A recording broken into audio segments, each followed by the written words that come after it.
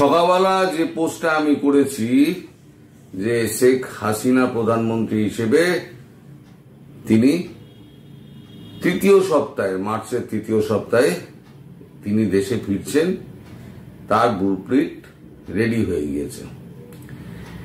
এই খবরটা জোগাড় করতে গিয়ে আজকে আমার প্রায় স্নান খাওয়া দাওয়া করতে পারিনি আমি। একটা খবর করার আগে, এই ধরনের গুরুত্বপূর্ণ খবর করার আগে যতভাবে পারা যায় তাকে রিকনফার্মেশন করার জন্য সারাদিন সকাল থেকে আমি লেগেছিলাম এই খবরটার পেছনে। দেখুন, এই ধরনের খবর এতটা সেন্সিটিভ হয় যে খবর ছাড়ার আগে 10 বার ভাবতে হয়। আমার কাছে খবর না থাকলে আমি কিন্তু পরিষ্কার বলে দিই যে আমার কাছে আজকে কোনো খবর নেই, তাই আমি খবর পোস্ট করতে পারলাম না। গতকাল রবিবার থাকায় বিদেশ মন্ত্রকের সব কাউকে আমি ধরতে পারিনি, ফলে আমি কোনো খবরই কোনো কনফার্মেশন আমি পাইনি বলে আমি কোনো ভিডিও করিনি। সকাল থেকে আমি এর পেছনে লেগেছিলাম, লেগে থেকে আমি যা জানতে পেরেছি ধীরে ধীরে আপনাদেরকে আমি বলছি। আমি যবে থেকে ভিডিও করছি তবে থেকে আমি একটা কথাই বলে যাচ্ছি যে শেখ হাসিনা তিনি মার্চের 26 তারিখের আগে তিনি বাংলাদেশে ফিরবেন এবং প্রধানমন্ত্রী হিসেবেই ফিরবেন। এটা বলার পর থেকে নানাভাবে আমাকে কটূক্তি, কুমন্তব্য, গুজববাজ অনেক কিছু বলা হয়েছে। আজও পোস্টে আমি দেখলাম সেরকম অনেক পোস্ট করা হয়েছে, মন্তব্য করা হয়েছে। এমনকি ভারতবর্ষ থেকেও, পশ্চিমবঙ্গ থেকেও আমার এই খবরের সত্যতা নিয়ে অনেক প্রকার মন্তব্য করা হয়েছে এবং ভালো মন্তব্য দু একটা এসছে। যেমন এখানে একজন গত পরশুদিনের আলোচনায় যে আলোচনা করছিলাম, সেই আলোচনায় যখন শুকনার প্রসঙ্গ যখন আসে যে 33 কোর আমাদের ওখানে রয়েছে, তারা ভীষণভাবে অ্যাক্টিভ হয়ে রয়েছে, সেই খবরটা শোনার পর দেবীপ্রসাদ নাথ, তিনি শুকনায় থাকেন, তিনি একটা পোস্ট করে মন্তব্য লিখেছেন, দাদা কাল পরশুর আলোচনায় আপনার বক্তব্য শুনলাম, খুব অর্থবহ এই আলোচনায় আপনি আমাদের উত্তরবঙ্গের সুকন্যার কথা বললেন, আপনি এত সিক্রেট জানলেন কি করে? ঠিকই, আমাদের এখানে জোর প্রস্তুতি চলছে, জয় হিন্দ, জয় ভারত। তিনি একজন ভারতবাসী, তিনি শুকনায় থাকেন। দেখুন, খবর ব্রেক করা হচ্ছে আমাদের কাজ। যে খবর আমরা, যত সাংবাদিক ব্রেক করতে পারবে যে খবর, সে তত বড় সাংবাদিক। এটাই হচ্ছে সোজা হিসেব সাংবাদিকতা। তো যাই হোক, এই যে আমরা যখন খবর আমরা জোগাড় করি না, সারা দিন জোগাড় করে তারপরে আমরা একটা খবর করলাম, খবরের কাগজে যখন বেরোলো, পরের দিন পাঠক পড়ল বলে দেখ কি সমস্ত আজে বাজে লিখেছে বলে কাগজ মুড়ে ফেলে দিল।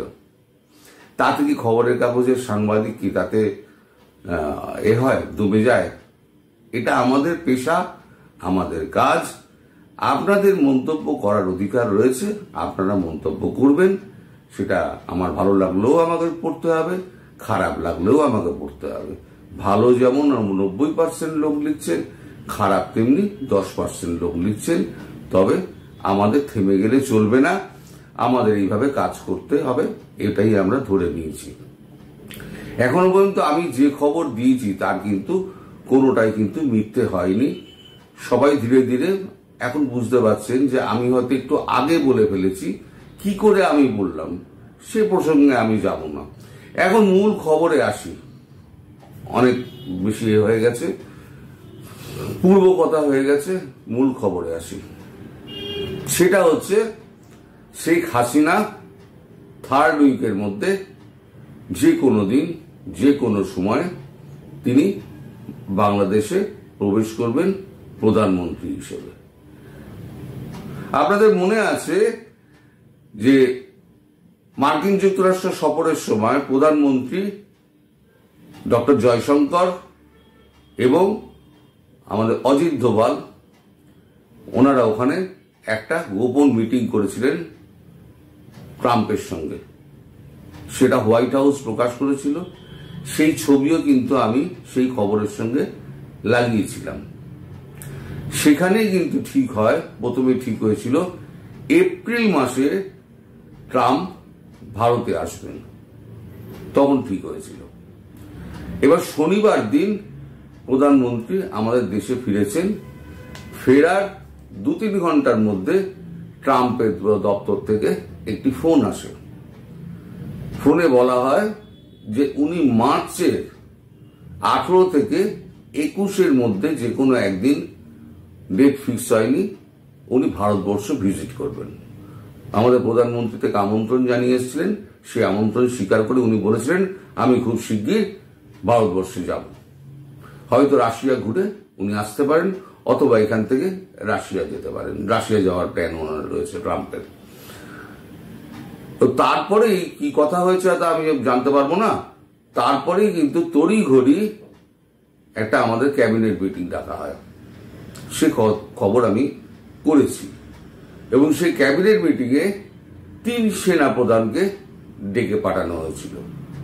এখন 3 সেনাপ্রধানকে বলা হয়েছিল আপনারা ড্রেসড আসবেন, মানে সেনাবাহিনীর পোশাক পরিহিত অবস্থায় আসবেন। তখন থেকে আমার মাথার মধ্যে ঘুরে বেড়াচ্ছে, সেনাবাহিনীর পোশাক সবসময় পরে আমাদের থাকেন না সেনাকর্তারা, তাদেরকে হঠাৎ সেনা পোশাক পরে সউর্দি তাদেরকে আসতে বলা হলো কেন?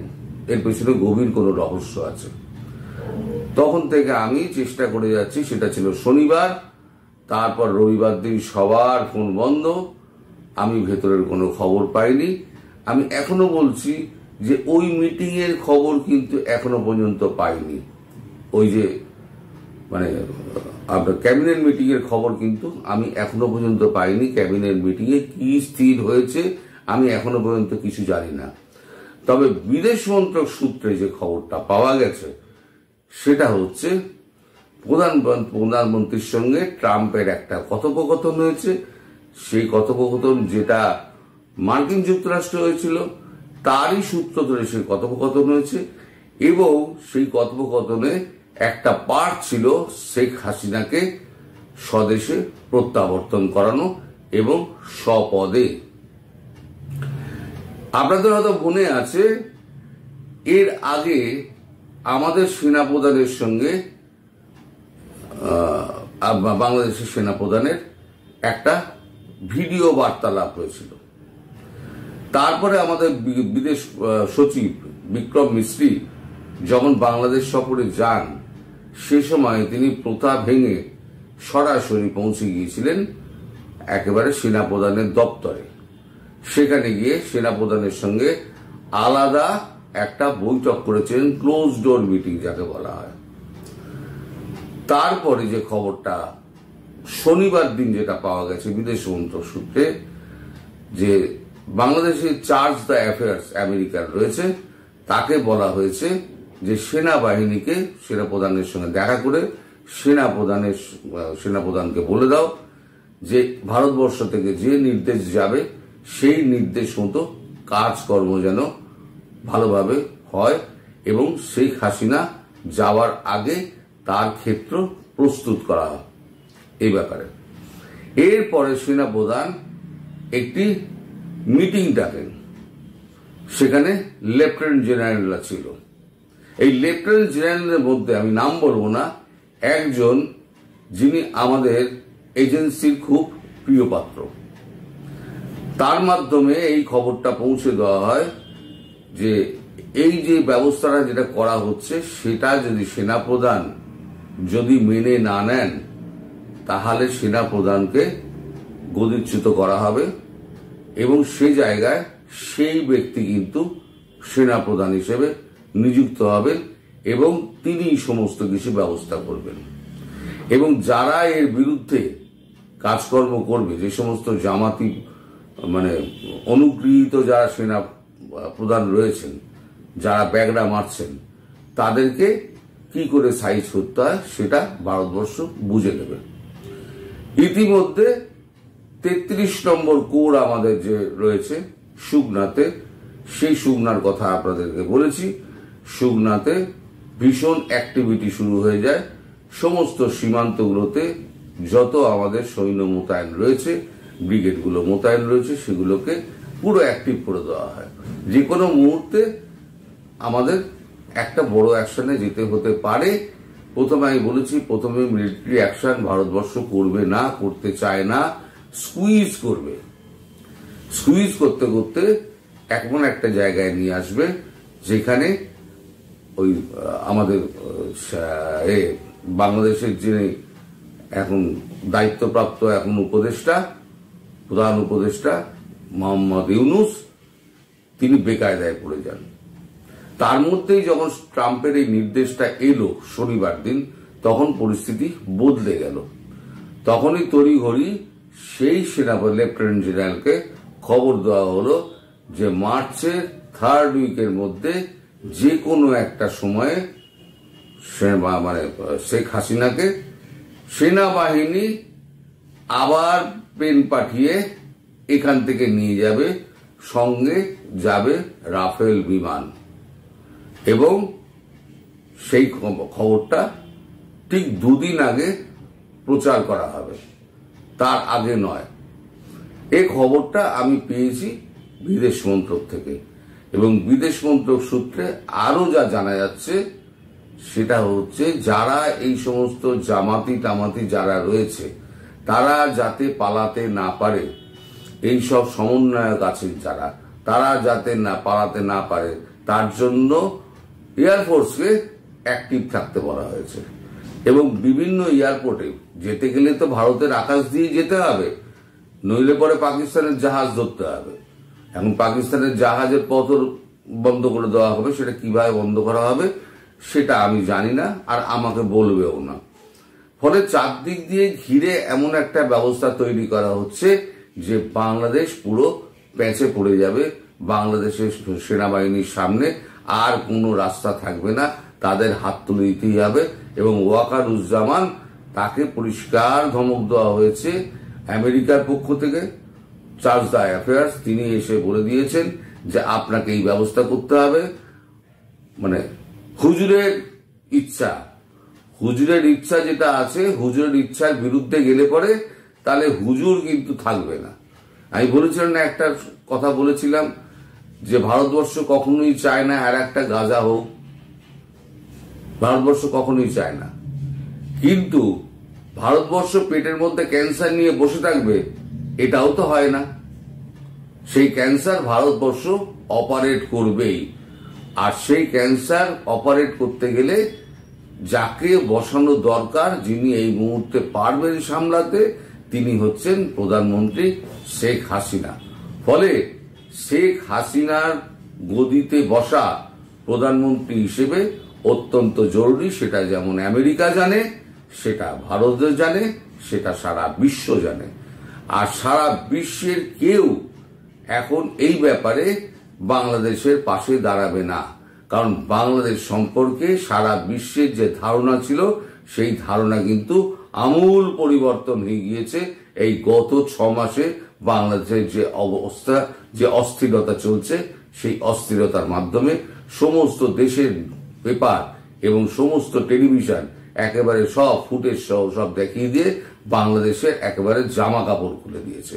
ফলে বাংলাদেশের সামনে সঙ্গে এই মুহূর্তে কেউ এসে দাঁড়াবে এমন কোনো দেশ নেই।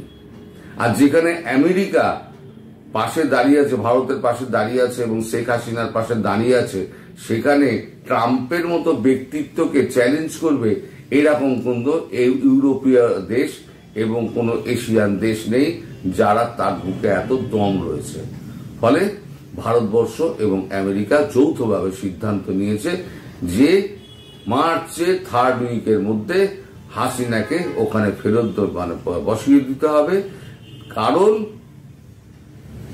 এখনো যদি সময় আরো কালক্ষেপ করা হয়, তাহলে বাংলাদেশ যে ধ্বংসের দিকে যাচ্ছে, সেই ধ্বংসের আরো ছাপ এসে পড়বে, রেশ এসে পড়বে ভারতবর্ষের মধ্যে। ভারতবর্ষ তাহলে অস্থির হয়ে যাবে, সেটা ভারতবর্ষ কখনোই চায় না। ফলে যত তাড়াতাড়ি অপারেশন করা যায় তত তাড়াতাড়ি ব্যবস্থা করা হচ্ছে। সেটা ট্রাম্পের সঙ্গে কথাবার্তা বলে সমস্ত কমপ্লিট হয়ে গিয়েছে। ঠিক 2 দিন আগে এই জিনিসটা ভারতের পক্ষ থেকে জানানো হবে যে কবে কিভাবে তাকে ফেরত দেওয়া হবে, ফেরত নিয়ে যাওয়া হবে, এবং তার জন্য ভারতবর্ষ এবং আমেরিকা কি কি ব্যবস্থা নিচ্ছে ওখানে, মানে তার সুরক্ষার জন্য দরকার হলে সেখানে মার্কিন এবং ভারতীয় যৌথ সেনাবাহিনী ওখানে মোতায়েন থাকবে। তার জন্যই আগে থেকে একটা ড্রিলের ব্যবস্থা করা হচ্ছে। যে কথাটা আমি আগে বলেছিলাম, ট্রাম্প যেটা বলেছেন যে একটা মানে যৌথ একটা বাহিনী, একটা ড্রিলিং হবে, সেটা পুরো সারা পৃথিবীর মৌলবাদের বিরুদ্ধে লড়াই করবে। এইটা হলো মোদ্দা খবর।